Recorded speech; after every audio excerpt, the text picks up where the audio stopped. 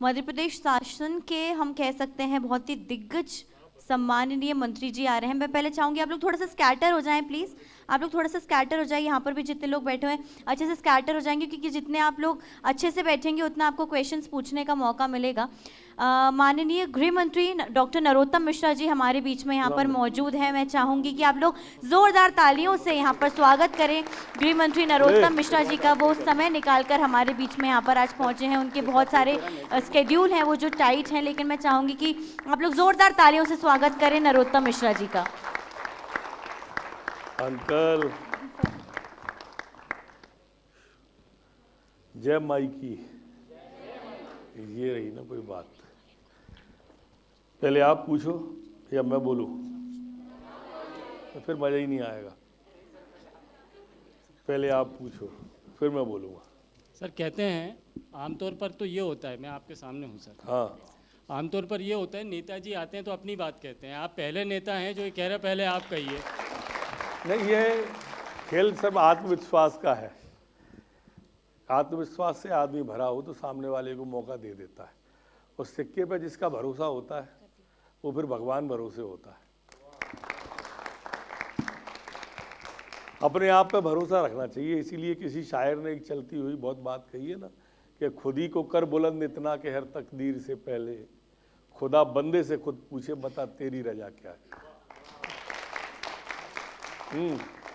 Sir आप एक छोटे से शहर से निकले हुए शख्स हैं जिन्होंने काफ़ी संघर्ष किया और आज मध्य प्रदेश के गृह मंत्री हैं, सरकार के प्रवक्ता हैं। बड़ी जिम्मेदारी है आप पर, संभल कर बोलना होता है और क्योंकि आपने जो कहा वो सरकार का लफ्ज़ हो जाता है। तो हम यहाँ पर आपकी सरकारी बातें आप हमेशा सुनते रहते हैं, लेकिन बच्चे जो ये जानना चाहते हैं कि आप इतने कामयाब शख्स जो बने, इसके पीछे कोई संघर्ष की कहानी है, वो होती ही है, और उन संघर्षों से कैसे आप निकले, दिक्कतों को कैसे पार किया। एक तो ये जो भाव आपने अपनी बातचीत की शुरुआत में कहा ना कि छोटे से शहर से निकले, तो आपने जैसे छोटे से शब्द कहा वैसे ही मुझे अटल जी की कविता याद आई। और वो अगर सब लोग अपने मन में धारण कर लें युवा साथी, आधी मुश्किलें तो अपने आप आसान हो जाती हैं। उनकी कविता है कि छोटे मन से कोई बड़ा नहीं होता और टूटे मन से कोई खड़ा नहीं होता। मन हार कर मैदान नहीं जीते जाते, ना ही मैदान जीतने से मन ही जीते जाते। ये कविता है उनकी। स्वयं पे भरोसा, ये बहुत बड़ी बात है। और हमारी सबसे बड़ी कमजोरी क्या है कि हम आधे अधूरे विश्वास को, आधे अधूरे को ही पूरा मान लेते हैं। आप लोगों में से भगवान कितने लोग मानते हैं? हाथ उठाओ। सभी मानते हैं? पूरा पक्का विश्वास से? अच्छा, आप लोग जैसे घर अभी जाओ तो आपको रास्ते में दो मूर्तियां पड़ी मिले, एक भगवान की होगी और एक राक्षस की होगी। दोनों पत्थर की मूर्ति हैं, तो आप किसकी मूर्ति घर ले जाओगे? फिर थोड़े कदम और चले आप, फिर दो मूर्तियां पड़ी मिली, एक सोने की थी एक लोहे की थी। बड़ी मूर्तियां थी, जो सोने की थी वो राक्षस की थी। जो जा रहे हैं सर आप। ये विश्वास अधूरा है, ये विश्वास पूरा नहीं है, ये अधूरा है। विश्वास को पूरा करना सीखो, पूरा नहीं करते। अरे हंसना नहीं है। ये जो आधा कचरा है ना, आधे हृदय से शत्रुता या मित्रता दोनों कठिन है। आधे हृदय से नहीं हो सकता। तो ऊपर इधर से उधर सीढ़ियों पर रस्सी बंधी थी। नट जानते हो? नट बोलती है जो रस्सी पर करतब दिखाता है। आपके यहाँ क्या बोलते हैं पता नहीं है, नटी बोलते हैं ना? हाँ, या अपन सर्कस का मदारी कह लो, जादूगर कह लो। वो रस्सी कॉलोनी के अंदर बंधी हुई थी। 3 मंजिल का मकान था, 3 मंजिल की इधर मकान था, बीच में रस्सी थी और नट रस्सी पर चल रहा था। कंधे पे अपने बेटे को बिठाले हुए था, छोटे बच्चे को। पूरे कॉलोनी की माता बहन बेटियां पुरुष सब बाहर निकले हुए थे, अपने अपने बच्चों को गोद में लेके सांस साधे हुए थे। ये हिल जाए, बच्चा हिल जाए, दोनों में से दोनों नहीं हिले तो रस्सी हिल जाए, तीनों नहीं हो तो हवा आ जाए, रस्सी टूट जाए, ऐसे तमाम कयास लगाए हुए सांस साधे हुए थे। और वो धीरे धीरे धीरे धीरे रस्सी को पार करता चला गया।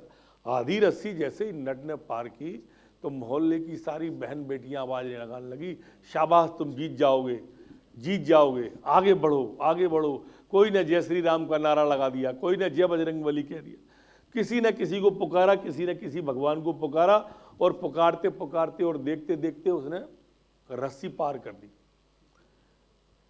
आयोजक, जो कार्यक्रम का आयोजक था, वो रस्सी पार करने के बाद तालियों और जयकारों से इलाका गूंजा। वो उसको खींच के हाथ बच्चे सहित मंच पे ले आया। मंच पर तकरीर होने के बाद में, भाषण होने के बाद में, उसने जो रस्सी पे पार कर रहा था, उसने कहा कि आपको विश्वास है मैं रस्सी फिर पार कर सकता हूं? बोले हमें विश्वास है। बोले पूरा विश्वास है? बोले पूरा विश्वास है। पक्का विश्वास है? बोले पक्का विश्वास है। तो बोले लाओ कोई अपना एक बच्चा मुझे दे दो, मैं रस्सी पार करके आता हूं। सन्नाटा छा गया। क्यों सन्नाटा छा गया? क्योंकि विश्वास अधूरा था। ये सब चाहते हैं कि भगत सिंह पैदा हो, पर मेरे घर नहीं, पड़ोस में पैदा हो। ये जो कच्चापन है ना, ये जिंदगी की काफी डगर को मुश्किल कर देता है। हम आत्मविश्वास से भरे रहते ही नहीं। जो हमारी मूल पूंजी है, हम उसको विकसित नहीं कर रहे। एक निराशा का भाव, एक ऐसा भाव लेके जब अपन लोग जीते हैं ना, अरे कुछ नहीं हो सकता। आपने देखा होगा हमारी राजनीति में जब कुछ लोग फेल हो जाते हैं ना, तो फिर वो दूसरे नेताओं को कोसते रहते हैं, अरे सब बेकार है, सब चोर हैं, सब भ्रष्ट हैं, कुछ नहीं हो सकता, बहुत नेतागिरी कर ली हमने, तुम भी करके देख लो। ऐसे जो निराशाजनक लोग होते हैं, इनके पास में बैठ नहीं मत कभी। हर उसमें मैं नेताओं की बात मैंने अपने ऊपर लेके कह ली, क्योंकि हिम्मत नहीं पड़ रही आपके ऊपर कहने की, पर हर तबके के अंदर ऐसे आपको बच्चे मिलेंगे जो नैराश्य भाव से भरे रहते हैं। अरे कुछ नहीं है, वो सर तो ऐसे हैं, या फलाना सर, या फलाना ऐसा, बंटी ऐसा, मोंटी ऐसा, पिंकू ऐसा, चीकू ऐसा, दिन भर आलोचना करना और निराशा के भाव से भरे। तो ये आपके अंदर की जो उमंग उत्साह है उसको भी मार देंगे। आपको लगेगा कि दुनिया सब बेकार है। हमेशा उत्साहजनक व्यक्ति के पास में बैठो, जो कहता हो कि धरती में लात मारेंगे तो पानी निकल आएगा। ऐसे व्यक्ति के साथ भी बैठो। बहुत ताकत है, ईश्वर ने बहुत ताकत दी है। आज जो भी माननीय मोदी जी भी है ना, वो आप ही की स्थिति से गए ना। हमारे माननीय प्रधानमंत्री जी, हमारे मुख्यमंत्री जी, ये सब बहुत छोटी जगह से आए, सब बहुत छोटी जगह से आए। लेकिन इनने कहा कि नहीं, देखो दुनिया में हम भी कर सकते हैं, हम होंगे कामयाब एक दिन। ये भाव था ना। कई बच्चों का भाव नहीं होता। अब वो शेर का बच्चा रास्ता भटका और भेड़ों के झुंड में शामिल हो गया। तुमने सुना होगा किस्सा। वो मिमियाता ही रहता था, मिमियाता ही रहता था, मिमियाता ही रहता था। एक दिन, अब शरीर तो आकार लेता है, आकार लेता है, तो नदी में पानी पीने गए। ये बच्चा बकरी के बच्चों के संग बड़ा हुआ, इसने पूरा आकार ले लिया, बकरी के बच्चे ने बकरी का आकार रखा। ये पानी पी रहा था नदी के अंदर, बच्चे भी पानी पी रहे थे नदी के अंदर जो बकरी के थे। इसने इस शकल इसको देखी पानी में, तो इसने बगल वाले की शकल देखी, फिर अपनी देखी, फिर बगल वाले की देखी, फिर अपनी शकल देखी। उनकी शकल से इसकी शकल मिली थी, परछाई से पता चला इसको। इसी बीच में इसका बाप था पहाड़ के ऊपर, वो दहाड़ा। अजय तो मिमियाता था बकरियों के साथ में रह के। तब इसको मालूम चला कि अरे मैं दहाड़ सकता हूं, मैं शेर हूं, मैं कर सकता हूं। फिर उसने दहाड़ लगाई। ये जो छोटी जगह से निकले ना, अमिताभ बच्चन इलाहाबाद से ही तो निकला है, तेंदुलकर बहुत छोटी जगह से निकला है ना। लेकिन इनको लगा कि नहीं, हम कर सकते हैं, हम शेर के वंशज हैं। मनुष्य तू बड़ा महान है, तू जो चाहे पर्वत पहाड़ों को तोड़ दे, तू जो चाहे नदियों के, तू जो चाहे धरती से, और तू जो चाहे माटी से, अमर तेरे प्राण मिला तुझको वरदान। तेरी आत्मा में स्वयं भगवान है रे, मनुष्य तू बड़ा महान है। ऐसी महानता को लिए हुए आप लोगों अंदर, लेकिन जागने की जरूरत है। अच्छा एक बात बताओ बच्चों, जंगल का सबसे ऊंचा जानवर कौन सा होता है? जिराफ। बहुत बढ़िया। कितने लोगों ने सुना है ये किस्सा? नहीं सुना। कि सबसे ऊंचा जानवर कौन सा है? सबसे मोटा और ताकतवर जानवर? हाथी। सबसे चालाक? सबसे तेज दौड़ने वाला? इन चारों में से कोई जंगल का राजा है क्या? और जो जंगल का राजा है उसमें ये चारों विशेषताएं हैं क्या? मतलब राजा बनने के लिए ये सब चीजें नहीं चाहिए, है ना? जो चीज चाहिए वो एक ही है, कॉन्फिडेंस। वो निकलता है ना बाहर तो पूरी मस्ती के साथ निकलता है। दो शब्दों का खेल है, जमावट अपने दिमाग की है। नकारात्मक आपके दिमाग आपको रिप्लाई दे रहा है या सकारात्मक दे रहा है? मैं भी ये काम कर सकता हूं, मैं ही जीतूंगा। ये भाव अपने मन में लाओ। बस शेर, हाथी सामने से आ जाए, शेर सामने से आ जाए, हाथी के दिमाग में तत्काल माइंडसेट रहता है कि उसके दिमाग में आएगा ये खा नहीं जाए कहीं शेर। और शेर जो सामने देखेगा, शेर के दिमाग में आएगा ये है खुराक अच्छी 2-4 दिन की। माइंडसेट दोनों ने कर रखा है ना, दोनों ने पहले से ही अपने दिमाग को इस तरह का बना रखा है, मैं ही जीतूंगा। हाथी के सामने शेर क्या सूंड में लपेट के अगर फेंक दे तो 100 मीटर दूर गिरेगा शेर। जोर से पैर रख दे तो पसलियां टूट जाएंगी शेर की, पसली बोलते हैं ना, पसली टूट जाएंगी शेर की। लेकिन पहले से माइंडसेट जो है ना वो विजेता का बनाया हुआ है शेर ने, इसलिए शेर राजा है, इसलिए वो कामयाब है। एक भी विशेषता नहीं है उसमें, न वो ताकतवर है, न वो ऊंचा है, न तेज दौड़ता है, न शार्प है, एक भी नहीं है। लेकिन राजा वही है क्योंकि वो आत्मविश्वास से भरा हुआ है। ये आत्मविश्वास और दूसरा दूर की सोच, दो ही बिंदु है मेरे, दूर की सोच। मेरे को ट्रेन भी पकड़नी है, एक किस्सा सुना के फिर मैं अपनी बात समाप्त करूंगा। दूर की सोच मतलब पार जाके विषय को भी सोचना चाहिए। हम जो दिखता है उसी तक सीमित रहते हैं जो गलत है, उसके साइड इफेक्ट पर भी नजर डालना चाहिए, बोलने के पहले तौलना चाहिए। जैसे पेड़ से फल टूटा तो हम सब ने फल को टूट के नीचे गिरता हुआ देखा। न्यूटन ने कहा कि ये फल नीचे क्यों गिरा, दाएं क्यों नहीं गया, बाएं क्यों नहीं गया, ऊपर क्यों नहीं गया।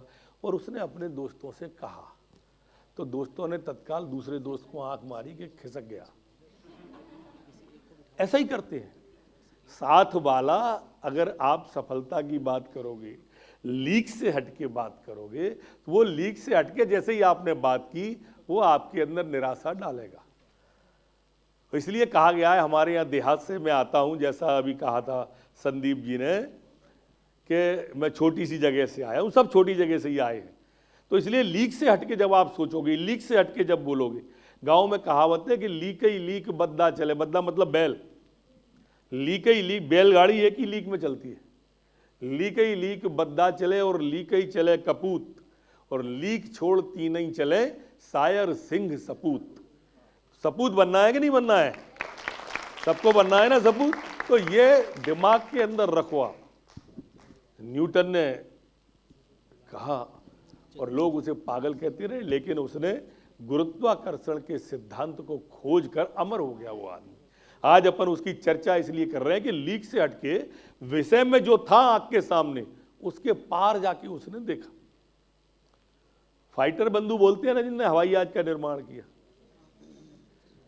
सबने चिड़िया उड़ती देखी ना, पक्षी उड़ता देखा, उसने उसमें हवाई जहाज देख लिया, विषय के पार देखा ना जाके उसने।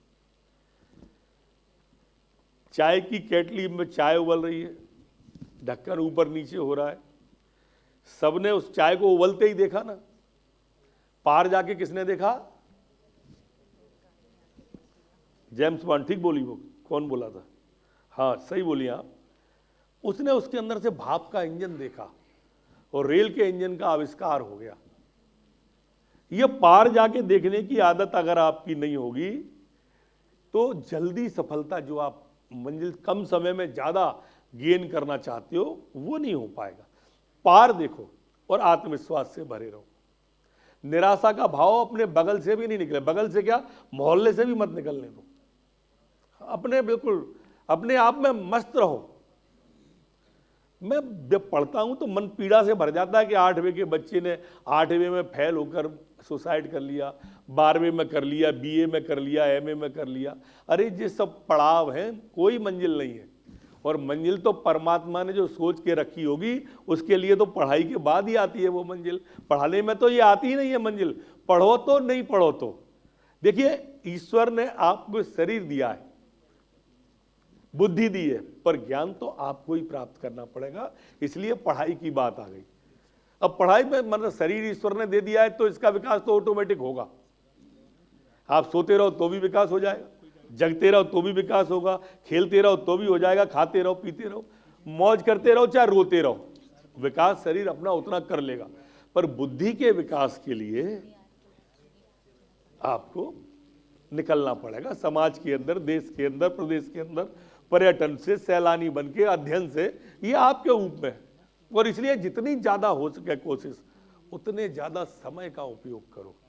मेरे बच्चों, टाइम का मैनेजमेंट सीखो। मैं रेल में बैठ जाऊं, मैं बस में बैठ जाऊं, साला सन्नाटा पूरे डिब्बे में, क्या हो रहा है, कितना समय खोटा करते हैं मालूम है आपको? टीवी पे और मोबाइल की स्क्रीन पे उंगली फेरते फेरते हद हो जाती है, पता नहीं टोटन ही घिसती है, क्या होता है, सन्नाटा सा खिंचा रहता है, सन्नाटा खिंचा रहता है। आए सब उसी में लगे हुए मोबाइल देखने के लिए, महीनों देख रहे हैं। ज्ञान की बात अलग है, ज्ञान प्राप्त होता होगा उससे, मेरे ख्याल से तो जानकारी प्राप्त होती है, ज्ञान तो हम ही को अपने आप पैदा करना पड़ता है। जानकारी मोबाइल दे सकता है, कंप्यूटर दे सकता है, ट्विटर दे सकता है, लेकिन ज्ञान तो हम ही को। और ज्ञान जब तक हम आत्मा को ब्रह्मांड की तरफ नहीं ले जाएंगे ना, तब तक प्राप्त नहीं होगा। इस मोबाइल की स्क्रीन पर जानकारी लेके भी जब बंद करके, आंख बंद करके उसको घोकोगे ना, तभी वो आएगा, अन्यथा कागज के पन्नों की तरह ऐसे बिखरता और उड़ता चला जाएगा। इसीलिए तो हमारे यहाँ आदिकाल से आध्यात्म को योग के द्वारा महत्व दिया गया है। इसीलिए दिया गया है कि वो ऊपर जोड़ लेते थे अपने आप को। मैं भटक जाऊंगा, मैं किस्सा सुना के बाद खत्म करता हूं। और विषय था मेरा, विषय को पार देखने का। तो जब एक मुल्ला जी जो है चोरी करते थे,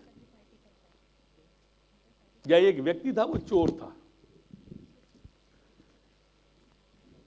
था, लेकिन उसने संकल्प लिया हुआ था कि मैं कभी झूठ नहीं बोलूंगा। अब ये संभव है कि कोई चोर हो और झूठ ना बोले, लेकिन वो करता था। एक दिन वो चोर बहुत सारे गधे लिए जा रहा था, गधों के ऊपर गठरियां बनी हुई थी। रास्ते में पुलिस की चौकी मिली, बैरियल मिला, पुलिस ने बैरियल डाल दिया। बैरियल डाला तो दरोगा जी ने पूछा क्या नाम है, तो उसने बताया नसरुद्दीन। क्या करते हो? चोरी करता हूं। चोरी? लगाओ गधे साइड में। सारे गधे उन्होंने साइड में लगवा दिए, सारी गठरी उसकी खोल के देखी। किसी में लकड़ी थी, किसी में चारा था, किसी में भूसा था, किसी में खाने का पीने का सामान था, दाल रोटी जो उसकी स्वयं की थी। उसने, दरोगा जी ने सारे चद्दर उसके एक एक करके फटकार के देखे, क्या चोरी का सामान। कुछ नहीं मिला। उन्होंने कहा ले जाओ, और उससे भी पूछा बताओ क्या चोरी किया है। उसने गांठ माठ बांधी, फिर अपने गधे पे ला दी और चला गया। 2-4 महीने बाद फिर आया, फिर दरोगा जी ने बैरियल पे रोका, क्या करते हो, क्या नाम है। उसने नाम बताया। क्या काम है? बोले चोरी करता हूँ। लगाओ गधे साइड में, सारे गठरियाँ खोली गई, लकड़ी, दाल, चावल, घास, भूसा। ये क्रम महीनों चलता रहा, सालों चलता रहा। कुछ सालों में दरोगा जी रिटायर हो गए, लेकिन दरोगा जी को दिमाग में ये बात सालती रहती थी कि चोर कहता था कि मैं चोरी करता हूं, लेकिन मैं चोरी नहीं पकड़ पाया उसकी। इतने में वो सोच ही रहे थे कि वो सामने नसरुद्दीन दिख गया। उन्होंने दौड़ के उसको पकड़ा। बोले मैं नसरुद्दीन, अब रिटायर हो गया हूं। खोली में ले गए, 2 चाय ऑर्डर करी, बोले मैं मर जाऊंगा तो ये बात मेरे दिमाग में जाएगी कि तू कहता था कि चोरी करता हूँ और मैं तुझे पकड़ नहीं पाया, अब तो मैं तेरा कुछ बिगाड़ भी नहीं सकता, रिटायर हो गया। एक बात बता दे, तू चुराता क्या था, तू चुराता क्या था? मसरुद्दीन ने दरोगा जी के कंधे पे हाथ रखा और कहा, अब एक गधे, मैं गधे चुराता था। मतलब विषय के पार जाके देखने की आदत दरोगा जी की नहीं थी। दरोगा भले बन गए हो तो अपन को विषय के पार जाके देखने की एक आदत अच्छी सी डालेंगे तो मेरी मान्यता है हम होंगे कामयाब एक दिन। बहुत बहुत शुभकामनाएं आपके उज्जवल भविष्य की। मुझे ट्रेन पकड़ना है इसलिए क्षमा करना। बहुत बहुत धन्यवाद सर, बहुत नरोत्तम मिश्रा जी। और आज तो हमने एक नया रूप देखा है आपको, राजनीति करते हुए, नेतागिरी करते हुए, भाषण देते हुए, विकास की बातें करते हुए, आरोप लगाते हुए, लेकिन मास्टर डॉक्टर नरोत्तम मिश्रा में आज पहली बार देखने को मिले हैं। बहुत बहुत धन्यवाद। सर एक मिनट, मैं चाहूँगी कि हमारे resident editor Sandeep भमरकर sir Madhya Pradesh और resident editor Chhattisgarh Ashish Tiwari sir please stage पर आएँ और हम मेमेंटो से सर को सम्मानित करें यहाँ पर। सर बहुत बहुत धन्यवाद, बहुत अच्छा सेशन रहा। सर से हम बहुत कुछ सीखने को मिलता है हमें, हालांकि पॉलिटिकल तो नहीं पर बहुत अन्य चीज़ें, जैसा कि सर ने कॉन्फिडेंस के बारे में बात करी। सर बहुत बहुत धन्यवाद। सर निकल रहे हैं अभी गुजरात पॉलिटिकल उसके लिए, लेकिन फिर भी वो यहाँ पर आए। ज़ोरदार तालियां सर के लिए।